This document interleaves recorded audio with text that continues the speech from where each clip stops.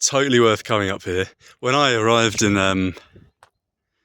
Erkan and I saw into the distance, I couldn't differentiate between these as clouds or mountains. And when I googled, you can ski in Cyprus. So, having done no research, I was a little bit concerned that this range would perhaps be snowy. And I think in real Cyprus, so southern Cyprus, the terrain is very frosty at the moment, so it's a good job this isn't so high. But I'll be going down somehow through one of these trails.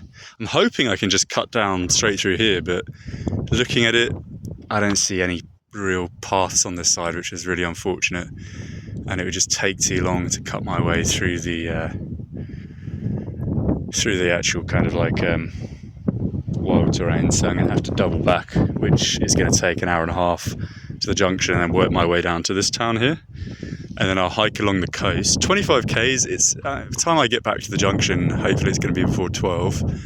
I should be able to get maybe to that peak in the distance there, and I'll just, wherever in that period of time looks kind of suitable for camping, I'll kind of set up camp. But it's good to be able to see from here that there aren't really any shops or anything or restaurants after that town there. So, and it gets dark so early here now. It's like 4:30,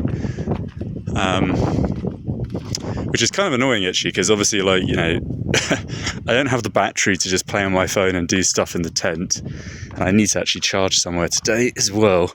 So it just makes sense to kind of hike in the dark, but then you have to set up the camp in the blackness. And luckily there was moonlight last night, but when there's no moon, it's so difficult to set up my tent. Every time I bought a tent in my life, I spend days researching what's the best tent for the buck, so to speak, and I always end up with the most ridiculously complicated tent.